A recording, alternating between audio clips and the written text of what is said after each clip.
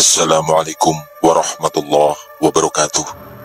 Selamat jumpa kembali sahabat-sahabat viewer dan subscriber channel Titah Misteri. Kali ini kami akan membawakan sebuah kisah misteri dengan judul Pesugihan Dewi Lanjar. Selamat mengikuti.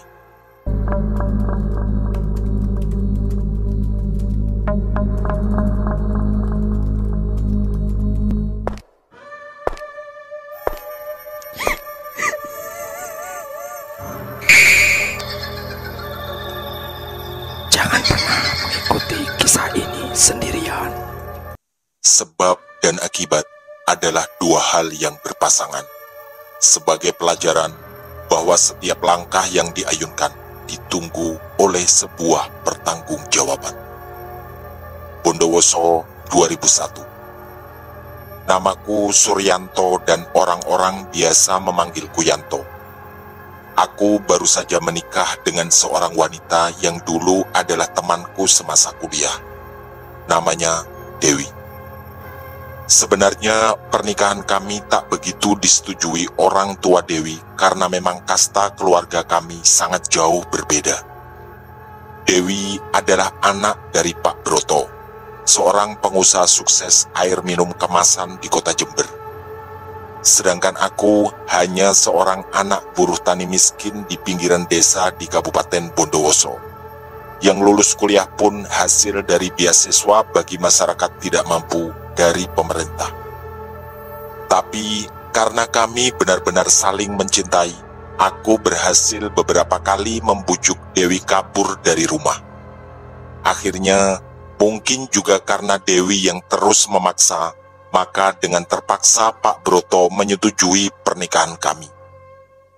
Sebuah perjuangan cinta yang menurutku cukup panjang dan berliku. Tapi kami memang punya satu kesamaan. Kami sama-sama anak tunggal di keluarga kami.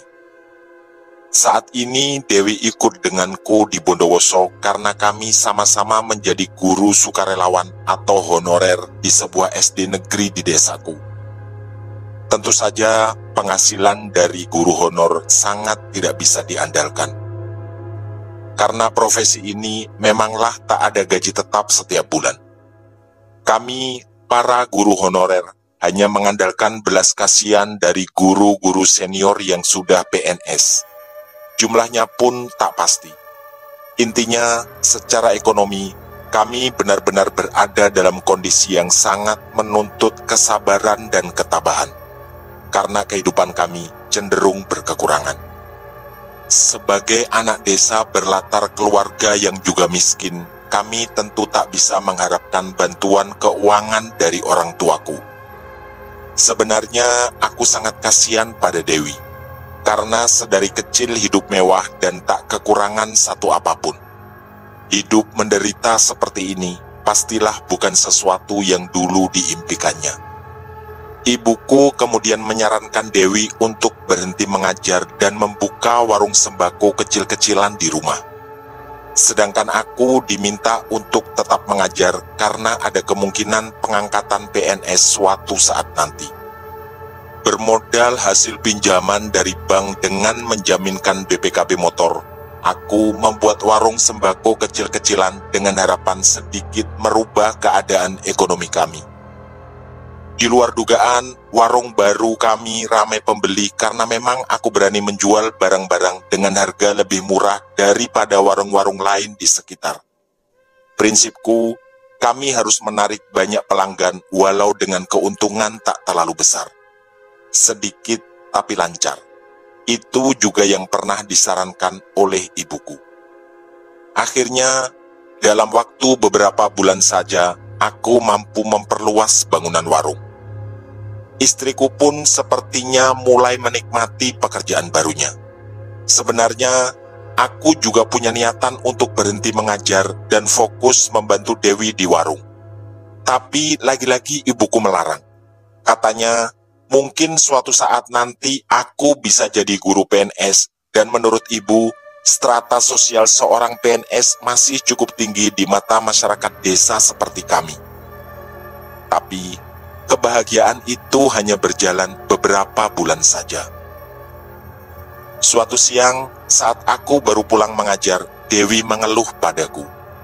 Katanya beberapa hari ini warung sepi pembeli. Bahkan hari ini sejak pagi tak ada satupun pembeli yang datang. Tentu ini sangat aneh.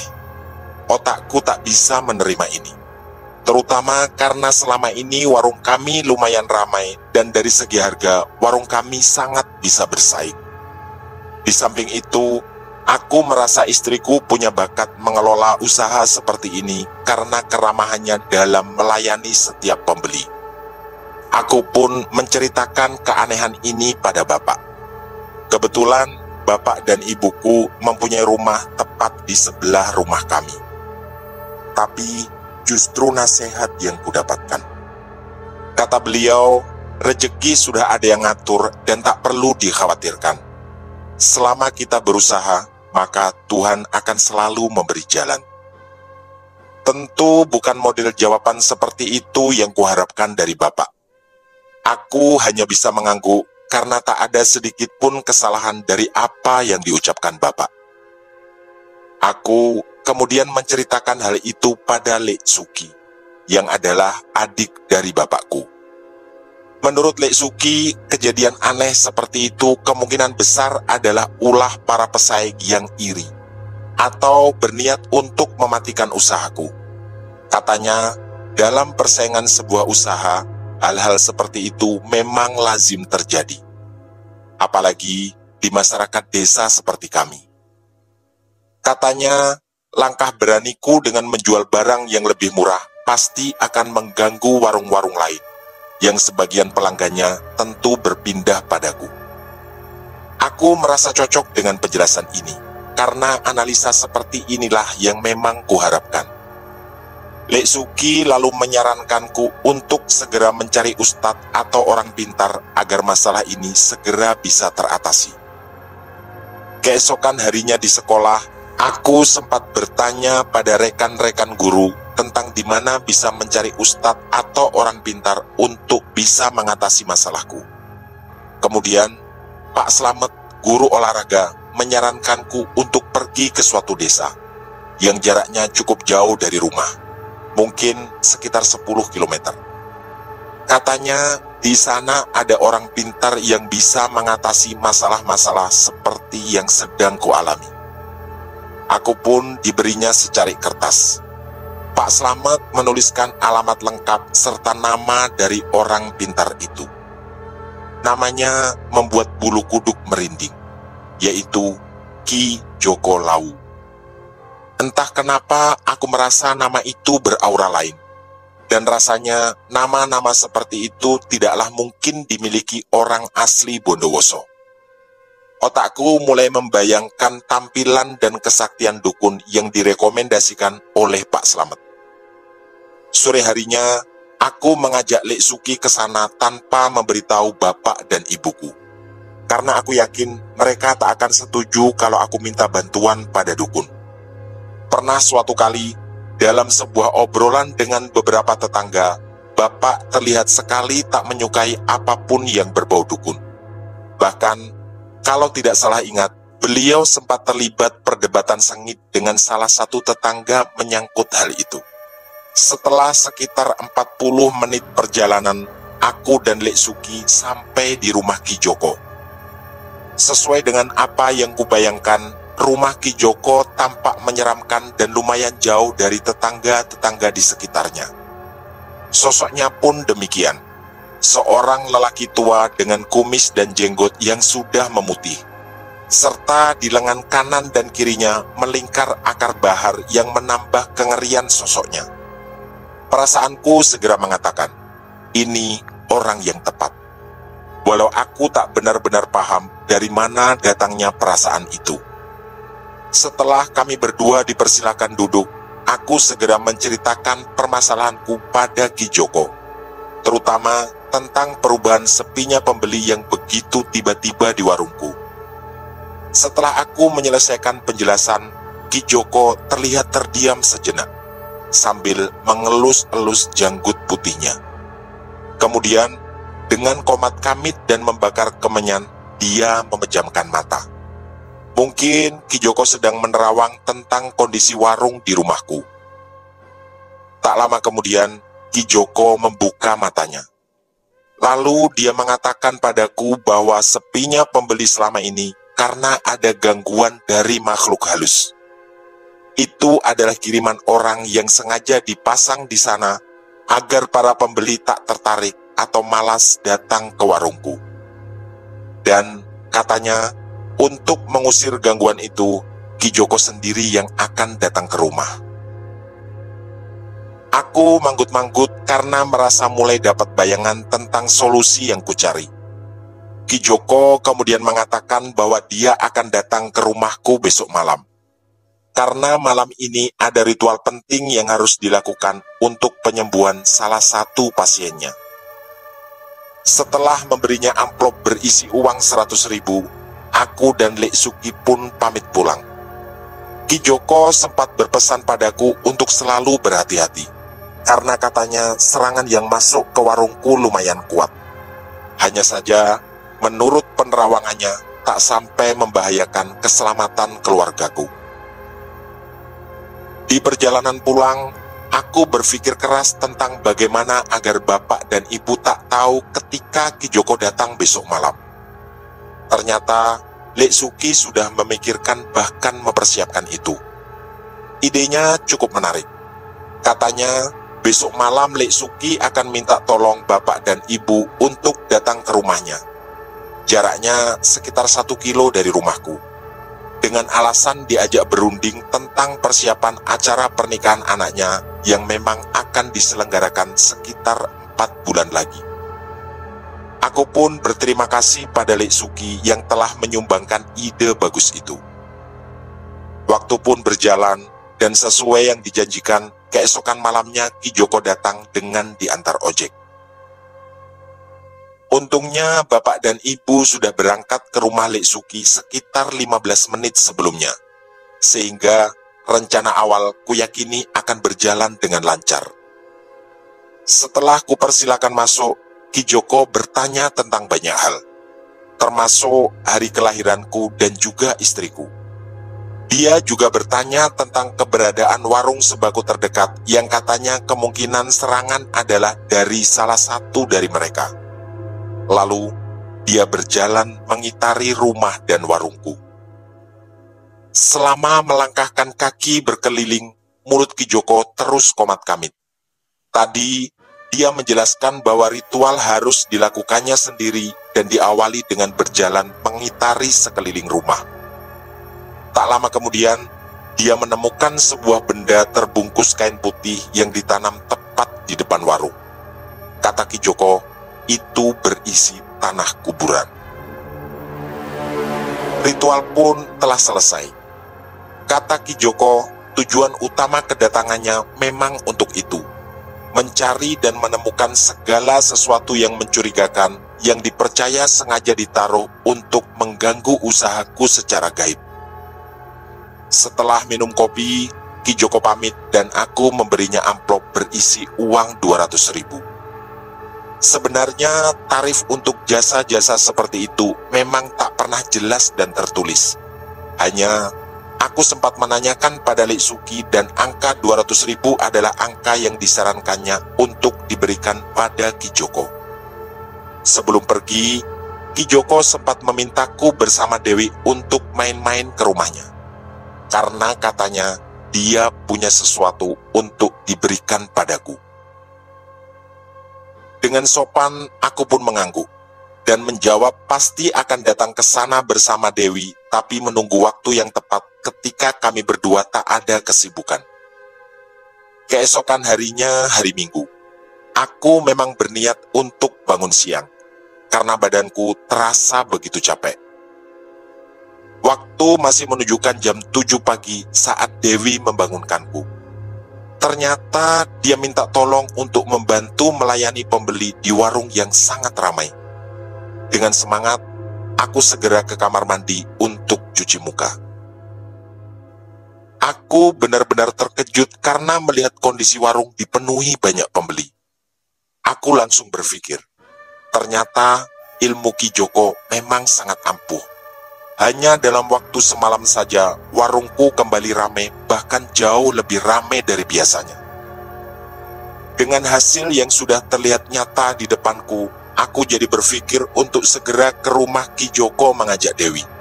Mungkin apa yang dijanjikannya untuk diberikan padaku akan membuat jauh lebih sukses lagi. Beberapa hari kemudian, kondisi warungku semakin ramai. Sampai Dewi meminta padaku untuk dicarikan seorang karyawan untuk membantu. Aku menyetujui itu dan mengatakan akan mendatangi saudara-saudara yang masih menganggur untuk menawarinya pekerjaan.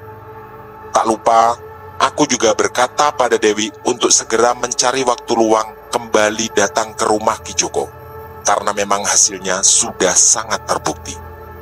Dewi pun setuju dan menjadwalkan besok pas hari Minggu akan menutup warung seharian khusus untuk datang ke rumah Ki Joko. Singkat cerita, di hari Minggu besok harinya, aku dan Dewi datang ke sana. Kami pun disambut hangat dan dipersilahkan masuk.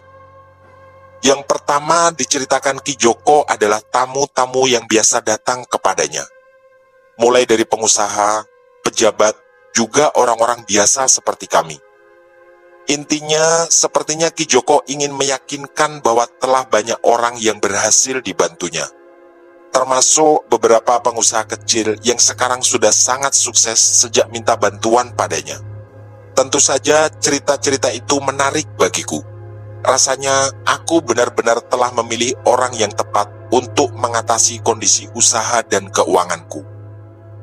Setelah menghidangkan kopi, Ki Joko lalu berkata, kalau aku dan Dewi hanya berjualan warung sembako biasa, kemungkinan untuk sukses sangat kecil. Atau kalaupun bisa, tentu membutuhkan waktu yang sangat lama.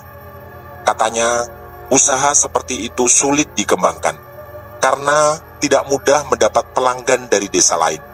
Para pembeli pasti adalah orang-orang di sekitar rumah kami saja. Menurutku, itu masuk akal. Seberapa besar pun warung sembakoku, tak akan bisa menjadi sangat besar sebagaimana di kota atau tempat-tempat strategis di pinggir jalan raya. Kami pun dengan seksama mendengarkan apa yang diucapkan Ki Joko, sampai akhirnya ke inti pembicaraan, yaitu Ki Joko menawarkan aku dan Dewi sebuah ritual pesugihan. Tentu saja kami berdua sangat terkejut.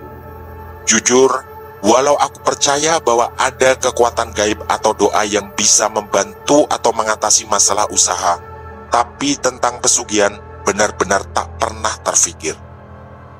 Andai boleh memilih, tentu aku lebih suka hidup seadanya dibanding harus membayangkan aneka ritual pesugihan yang ujung-ujungnya akan mengorbankan seseorang sebagai tumbal.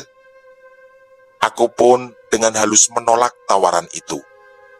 Tapi ternyata tidak dengan Dewi, istriku. Nampaknya dia penasaran dengan tawaran Ki Joko, dan bahkan sempat bertanya tentang apa dan bagaimana model pesugihan yang ditawarkan oleh Ki Joko. Ki Joko pun menjelaskan dengan panjang lebar. Katanya, pesugihan ini tak membutuhkan tumbal atau semacamnya. Persyaratannya juga tak aneh-aneh. Mendengar itu, aku jadi ikut penasaran, kemudian juga bertanya padanya. Maaf Ki, kalau memang gak ada tumbal, terus apa yang didapat oleh makhluk yang ngasih pesugihan itu dari kami? Ki Joko menarik nafas panjang lalu menjawab. Katanya pesugihan jenis ini jarang sekali meminta tumbal. Yang dibutuhkan oleh makhluk gaib itu hanya semacam pengikut. Intinya, selama menjalani pesugihan, kami tidak boleh melakukan perintah agama. Aku dan Dewi lalu saling berpandangan. Kemudian istriku kulihat manggut-manggut. Entah apa yang sedang dipikirkannya. Ki Joko lalu menjelaskan, nama pesugihan ini adalah pesugihan Dewi Lanjar.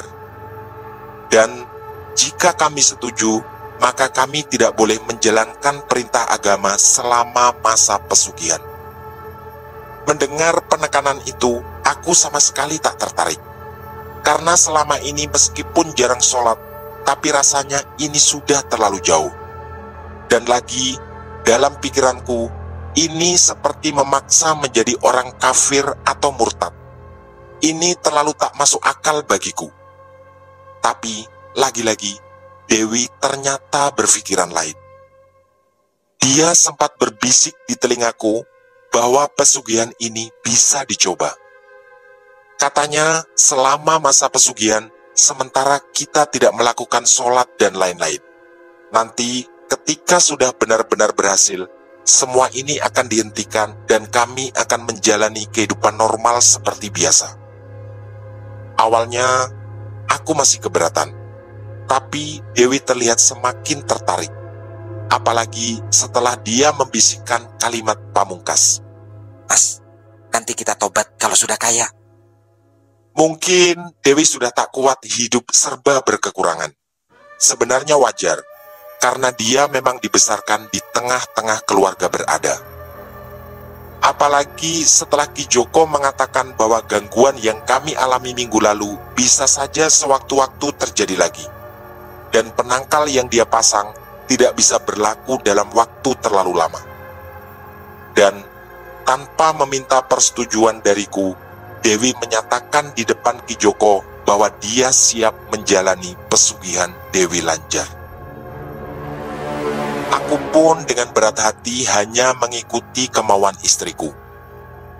Singkat cerita, setelah penjelasan yang sangat rinci, kami diminta berangkat ke daerah Pekalongan, Jawa Tengah, dengan didampingi Ki Joko. Setelah lama mencari cara, akhirnya aku beralasan ke Bapak bahwa aku ada acara di Semarang untuk pelatihan para guru honorer selama beberapa hari. Sedangkan ke kepala sekolah, aku minta izin dengan alasan keluarga ke sana.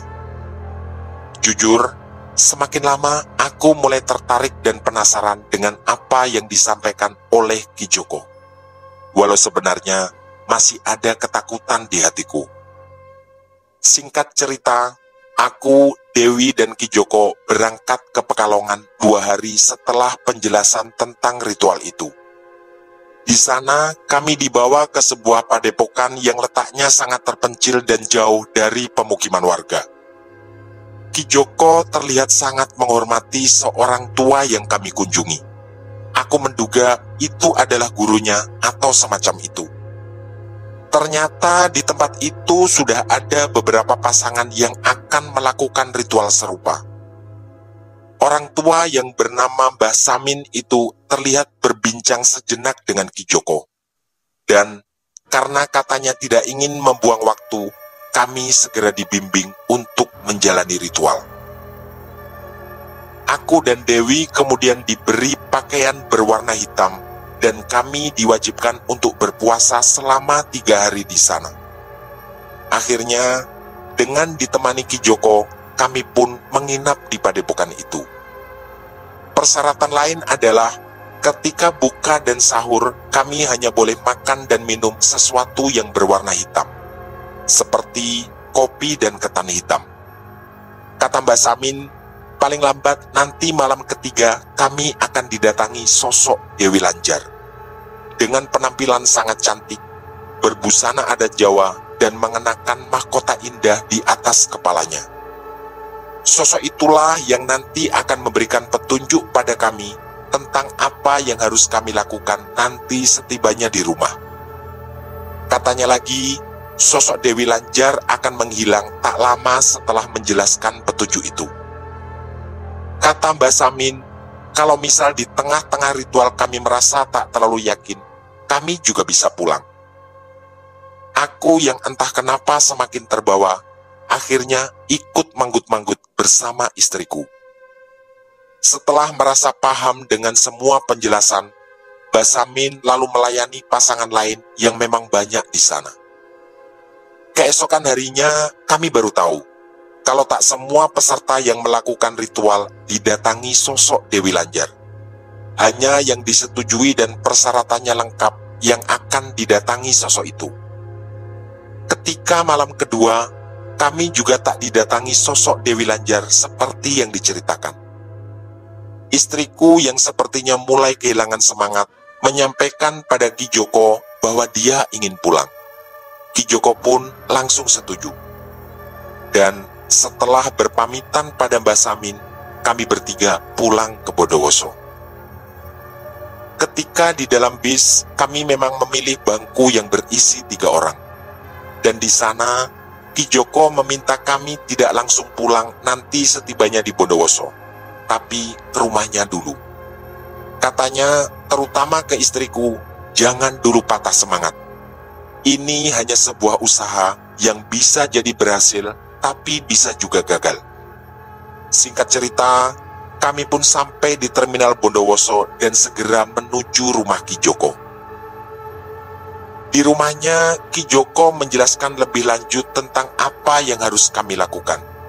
Siapa tahu masih ada kemungkinan kami berhasil. Ketika di Pekalongan, dia bercerita bahwa banyak hal telah dibicarakan dengan Mbah Samin. Dan kali ini, itu yang akan dijelaskan pada kami. Kata Ki Joko, dia sebenarnya tak berani menjamin.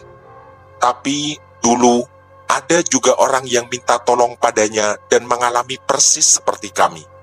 Setelah melanjutkan ritual, akhirnya mereka berhasil dan sekarang menjadi orang kaya.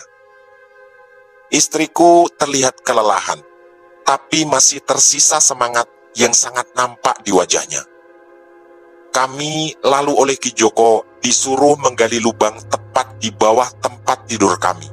Nanti ketika sampai di rumah, kata Ki Joko, kalau kami sabar dan berhasil, kami akan melihat hasilnya di lubang itu. Dia juga menambahkan, kalau mulai kelihatan hasilnya, setiap malam Jumat Kliwon kami berdua harus datang ke rumah Ki Joko lagi untuk melaksanakan ritual lanjutan. Kami pun pamit pulang dengan sedikit kekecewaan. Terutama karena sampai pulang dari Pekalongan, kami tak didatangi sosok Dewi Lanjar seperti yang disampaikan oleh Mbah Samin. Keesokan harinya, Dewi memaksaku membuat lubang di bawah tempat tidur. Kebetulan, di bawah tempat tidur kami masih beralaskan tanah. Aku sebenarnya mulai patah semangat. Tapi karena istriku terus memohon, terpaksa aku melakukannya juga. Tentunya dengan diam-diam, karena aku takut bapak dan ibu mengetahuinya. Karena kebetulan rumah kami memang berdampingan. Ini usaha terakhir, Mas. Kalau nggak ada hasil ya sudah, berarti kita nggak berjodoh dengan jalan ini. Begitu bisik Dewi dengan wajah kelihatan memelas. Sampai beberapa hari kemudian, tak ada hasil apapun. Lubang di bawah tempat tidur kami tetap kosong dan tak ada tanda-tanda perubahan apapun. Dewi juga mulai terlihat menyerah, dan sempat suatu malam berdiskusi denganku untuk mencoba usaha lain selain warung sembako. Apalagi, warung sembako kami juga tidak setiap hari ramai. Aku yang ketika itu kelelahan karena kegiatan di sekolah cukup padat, hanya tersenyum sinis dan lalu tertidur.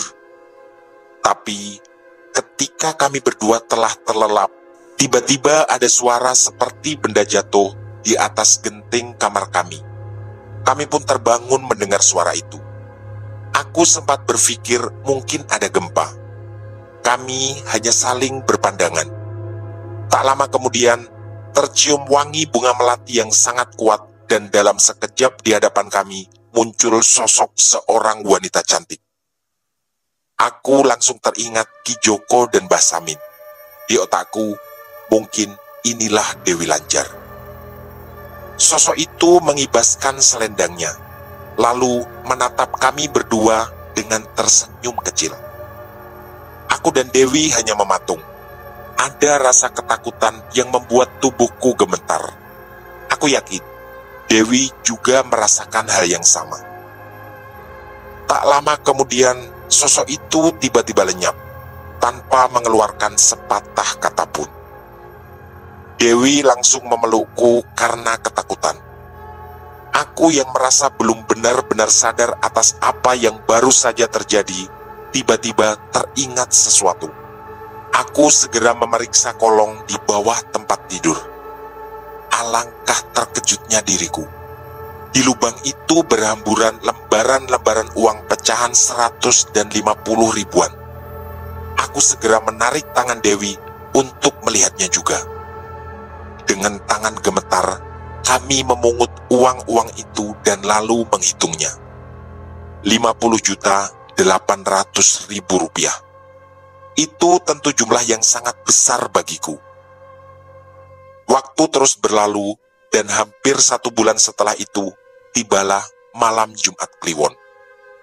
Sesuai perintah Ki Joko, kami berdua pun ke rumahnya di malam itu. Katanya, pesugihan yang kami lakukan berhasil. Dia juga mengatakan bahwa sosok wanita yang mendatangi kami memang adalah Dewi Lanjar. Dengan wajah yang juga berseri, Ki Joko mengingatkan kami untuk selalu mengecek lubang di bawah tempat tidur setiap malam Selasa Pon.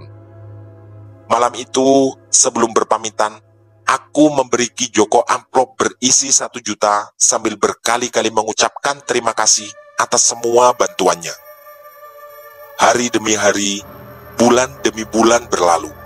Siklus itu selalu berulang.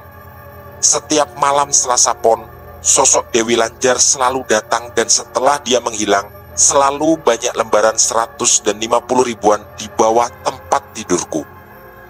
Jumlahnya bervariasi, tapi yang jelas tak pernah di bawah 30 juta. Aku juga tak benar-benar paham kenapa jumlahnya selalu berbeda-beda. Dan di setiap malam Jumat Kliwon, aku dan Dewi selalu mengunjungi Ki Joko dan memberinya uang antara 1 sampai 2 juta. Tak lupa, aku juga sering memberi uang untuk Lek Suki. Walaupun aku tak pernah menjelaskan apapun tentang pesugihan. Aku hanya berkata bahwa sejak datang ke Ki Joko, gangguan gaib di warung telah teratasi dan usahaku menjadi semakin lancar. Karena mulai khawatir Bapak mengetahui hal ini, aku dan Dewi bersepakat untuk membangunkan rumah bagi orang tuaku. Kebetulan, pekarangan dekat Lek Suki juga adalah warisan kakek dari jalur Bapak. Jadi, kami memutuskan membuatkan rumah di sana. Tujuannya jelas, agar Bapak dan Ibu jangan sampai mengetahui tentang Dewi Lanjar. Rumah yang selama ini ditempati Bapak dan Ibu, kami jadikan gudang. Dan aku mulai menjual sembako secara partai. Singkat cerita, kami semakin berjaya secara keuangan. Bahkan, aku juga merasa hubunganku dengan mertua menjadi sangat baik, terutama ibu mertua. Tapi, di tahun kedua, mulai banyak perubahan. Setiap malam Selasa Pon, Dewi Lanjar tetap datang. Tapi, uang yang kami dapat semakin sedikit, dan selalu di bawah 10 juta. Bahkan pernah suatu kali, hanya sekitar 3 jutaan. Sebenarnya sempat ada niatan untuk menanyakan ini pada Ki Joko ketika ke rumahnya. Tapi Dewi melarangku. Katanya semuanya sudah cukup dan kami masih beruntung karena selalu mendapat uang di malam Selasa Pon. Walaupun tak lagi sebanyak dulu. Selain itu, aku merasa kemesraan kami juga sudah jauh berkurang. Dewi beberapa kali tak mau diantar ke pasar atau toko ketika membeli barang. Dia beralasan salah satu dari kami harus tinggal di rumah untuk mengawasi para pelayan karyawan kami. Kebetulan, usaha kami memang sudah semakin besar. Dan lagi, katanya, dia lebih luas ketika berhubungan dan menawar barang apapun ketika belanja. Itu sebenarnya masuk akal, tapi ada yang mulai mengganjal di hatiku. Selama ini, walau belum mempunyai anak, rumah tangga kami baik-baik saja dan kami selalu harmonis. Tapi, aku beberapa kali menerima laporan dari tetangga-tetanggaku bahwa mereka mencurigai Dewi ada hubungan dengan Pak Anton, salah satu pemilik toko besar di mana kami sering belanja sembako. Aku kesulitan membicarakan itu baik-baik dengan Dewi. Sejak dulu, Dewi memang pemarah. Aku ingat, Ki Joko juga pernah mengatakan bahwa sesuai hitungan weton hari kelahiran, katanya Dewi lebih tinggi dan lebih kuat. Artinya, Dewi yang akan lebih dominan di rumah tangga. Entah kebetulan atau tidak, memang begitulah kenyataannya selama ini. dalam membuat semua keputusan, istriku memang lebih dominan. Termasuk keputusan besar ketika kami akhirnya mengambil jalan pesugihan yang membawa kami ke titik kesuksesan seperti ini. Laporan-laporan tentang dugaan perselingkuhan Dewi semakin banyak kuterima. Dan Dewi memang selalu berlama-lama ketika belanja, bahkan sampai berjam-jam. Pernah suatu hari, dia belanja dari pagi dan baru pulang ketika sore tiba. Saat kutanya, dia sambil marah menjawab bahwa di pasar sangat ramai dan dia harus memeriksa teliti semua barang, karena tak ingin ada yang tertinggal atau tertukar. Lagi-lagi, aku tak menemukan cara untuk mencoba bercerita tentang laporan-laporan yang masuk. Waktu terus berjalan, dan tiba-tiba suatu pagi, Dewi memelukku erat. Katanya, dia kemarin membeli alat tes kehamilan, dan dari alat itu sepertinya dia sedang hamil. Wajahnya kelihatan berseri dan bahkan langsung mengabari kedua orang tuanya tentang kehamilan itu. Sebenarnya itu wajar, karena setelah sekian lama, akhirnya dia hamil juga. Keesokan harinya, orang tua Dewi datang dan bersama kedua orang tuaku juga. Kami lalu membuat acara syukuran dengan mengundang beberapa tetangga. Bapak dan ibu berpesan agar mulai sekarang Dewi banyak istirahat. Sekaligus berpesan padaku untuk membatasi kegiatan Dewi di warung. Kata ibu, kehamilan pertama harus benar-benar dijaga. Kami pun tenggelam dalam kebahagiaan yang luar biasa. Waktu terasa berjalan sangat cepat dan sampailah kami di bulan ke-9 kehamilan Dewi. Setelah beberapa kali memeriksakan ke dokter kandungan, Dewi merasa sangat bahagia. Karena kondisi kehamilannya dinyatakan sangat baik dan tidak ada halangan. Dan lagi, diperkirakan Dewi akan bisa melahirkan secara normal. Sejak bulan ketiga kehamilan, Dewi memang mengatakan keinginannya untuk melahirkan secara normal. Katanya, dia ingin merasakan perjalanan yang sempurna sebagai seorang wanita. Malam itu, Dewi merintih karena merasa perutnya sangat sakit. Ibu mertuaku yang memang diminta menginap sejak seminggu lalu, menyarankanku untuk membawa ke rumah sakit saat itu juga. Katanya, mungkin tak lama lagi Dewi akan melahirkan. Aku juga menelpon kedua orang tuaku sebelum sama-sama berangkat ke rumah sakit. Setelah bapak dan ibu datang, kami pun berangkat bersama-sama menggunakan mobil yang baru beberapa bulan lalu kubeli. Sesampai di rumah sakit, Dewi langsung ditangani. Kata dokter, diperkirakan Dewi akan melahirkan besok pagi. Katanya sudah mulai bukaan 1. Kami semua tentu menunggu dengan cemas. Sekitar jam 12 malam, ibu mertua menyarankanku untuk tidur. Katanya harus ada yang tidur dan secara bergantian. Karena besok kalau Dewi melahirkan, kami butuh tenaga yang segar. Kebetulan dari jam 8, bapak dan ibuku yang tidur duluan. Aku sebenarnya sulit memejamkan mata. Karena saat-saat seperti ini memang sudah lama aku tunggu-tunggu. Tapi mungkin karena kecapean, akhirnya aku bisa tertidur setelah berpesan pada ibu mertua untuk membangunkanku jika nanti memang dibutuhkan. Rasanya belum lama aku tertidur ketika tiba-tiba merasa ada di dalam kamar di rumahku. Suasananya mirip seperti setiap malam Selasa Pon. Aku mendengar ada sesuatu yang jatuh di atas genteng dan tak lama kemudian muncullah sosok Dewi Lanjar. Tapi kali ini ada yang berbeda.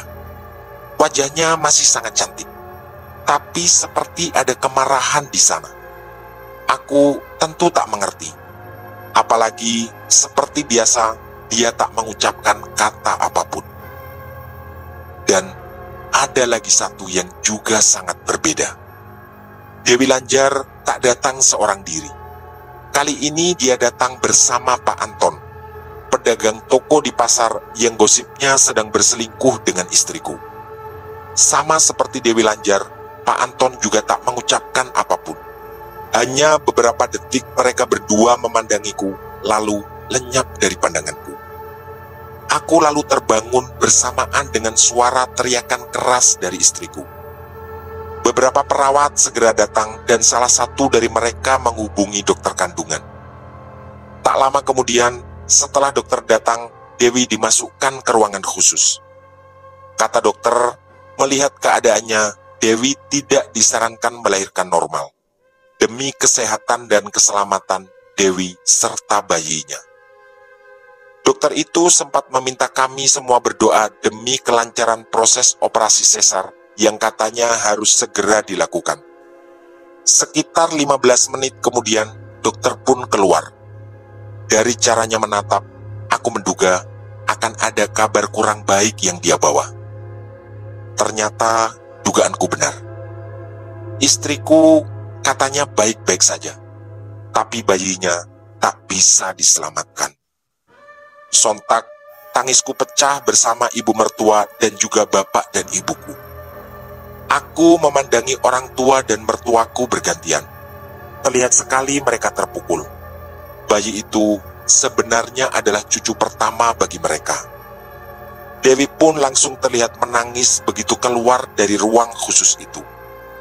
Dalam kondisi terbaring dan terlihat lemah, dia memintaku memeluknya. Tangis kami pun semakin pecah. Bapak dan ibuku yang kemudian berusaha menenangkan kami. Kami benar-benar terpukul atas kejadian itu. Apalagi ada satu hal aneh yang kurasakan. Di tubuh bayi kecil tak berdosa itu seperti banyak bekas luka. Di mataku seperti bekas cakaran atau gigitan binatang buas. Aku benar-benar tak sanggup menyaksikannya. Singkat cerita, bayi kecil itu pun dimakamkan. Bapak mertuaku juga datang tak lama setelah Dewi pulang dari rumah sakit. Seminggu telah berlalu, dan malam itu Dewi tiba-tiba mendatangiku dan duduk tepat di sebelahku. Dengan menangis, dia mengatakan bahwa mungkin ini harga yang harus kami bayar karena pesugihan Dewi Lanjar. Dia pun memintaku untuk segera pergi ke rumah Ki Joko dan mengakhiri hubungan dengan Dewi Lanjar. Aku pun menyetujui dan segera berangkat ke rumah Ki Joko saat itu juga, dengan bersepeda motor. Ternyata, kata Ki Joko, apa yang aku minta akan mudah dilakukan. Katanya, kebetulan jangka waktu pesugihan memang sebentar lagi akan berakhir. Ki Joko juga menjelaskan, dia yang akan mencoba berkomunikasi dengan Dewi Lanjar. Intinya, permintaanku disetujui. Aku tentu merasa lega dan berpamitan tak lama kemudian. Di perjalanan, ada dua pertanyaan besar yang terus mengganggu otakku. Yang pertama, apakah kematian bayi adalah perbuatan Dewi Lanjar? Dan yang kedua, apakah dia anakku atau justru anak dari Pak Anton? Dua pertanyaan itu tak benar-benar bisa kujawab. Yang jelas, aku berniat dalam hati mengakhiri ini semua. Menjalani hidup seperti dulu tanpa meninggalkan perintah agama apapun resikonya. Tamat. Demikian kisah misteri dari kami, pesugihan Dewi Lanjar. Semoga kisah-kisah misteri kami cukup menghibur dan menemani sahabat-sahabat semua. Mohon maaf apabila terdapat kesalahan dalam pemilihan atau penuturan kata. Kami dari tim Titah Misteri mengucapkan terima kasih. Dan wassalamualaikum warahmatullahi wabarakatuh. Pesan saya, jangan bercermin sendirian di tengah malam. Sampai jumpa.